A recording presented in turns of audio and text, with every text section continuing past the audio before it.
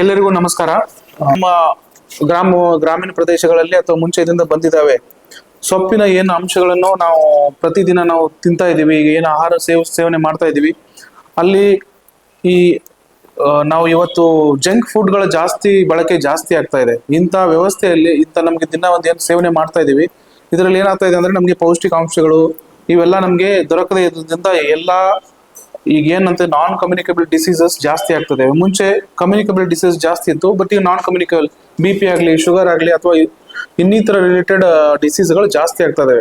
ಅದಕ್ಕೆ ನಮ್ಮ ಸೊಪ್ಪಿನ ಸೇವನೆಯಿಂದ ನಮ್ಮ ಹಲವಾರು ಈಗ ನಾವು ಒಂದು ತೋಟದಲ್ಲಿ ಹೋದ್ರೆ ಪ್ರತಿ ಒಂದು ಸೊಪ್ಪುಗೆ ಅದರದಾದ ಒಂದು ರುಚಿ ಇರ್ತದೆ, ಅದರದಾದ ಒಂದು ಇದು ನಮ್ಮ ಮೆಡಿಕಲ್ ಒಂದು ಇದಿರ್ತದೆ, ಅದಕ್ಕೆ ಒಂದು ಇಂಪಾರ್ಟೆನ್ಸ್ ಇರ್ತದೆ.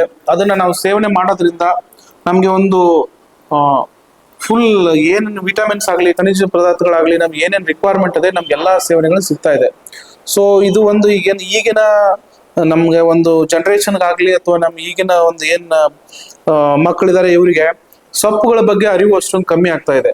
ಈಗೇನು ಕೆಲವೊಂದು ತರಕಾರಿಗಳು ಆಗ್ಲಿ ಎಲ್ಲ ನಮ್ಮ ಸಮುದಾಯ ಕಮ್ಮಿ ಆಗ್ತಾ ಇದೆ. ಇದರಿಂದ ನಮ್ಮ ಸಂಘದ ವತಿಯಿಂದ ಏನೇನು ಸಗಡು ಜನಪದ ಹೆಜ್ಜೆ ಇದೆ, ಈ ಸಂಘದ ವತಿಯಿಂದ ಎಲ್ಲಾ ನಮ್ಮ ಜನರಿಗೆ ಈ ಸೊಪ್ಪುಗಳ ಬಗ್ಗೆ ಅರಿವು ಮೂಡಿಸೋದು, ಆ ಸೊಪ್ಪಿನಿಂದ ಆಗುವ ಏನು ಲಾಭದಾಯಕ ಅಂಶಗಳಿದಾವೆ ಅದನ್ನು ತಿಳುವಳಿಕೆ ಮೂಡಿಸುವುದು, ಮತ್ತೆ ರೈತರಿಗಾಗ್ಲಿ ಮತ್ತೆ ಈ ಸೊಪ್ಪುಗಳ ಮೇಲೆ ಏನು ಜೀವನಾಂಶವನ್ನು ಬದುಕನ್ನು ಕಟ್ಕೊಂಡಿದ್ದಾರೆ ಅವರಿಗೆ ಒಂದು ಪ್ಲಾಟ್ಫಾರ್ಮ್ ತರ ಮಾಡ್ಕೊಡಕ್ಕೆ ಒಂದು ವಿನೂತನವಾದ ಇದೊಂದು ಕಾರ್ಯಕ್ರಮ ಇಟ್ಕೊಂಡಿದ್ದಾರೆ.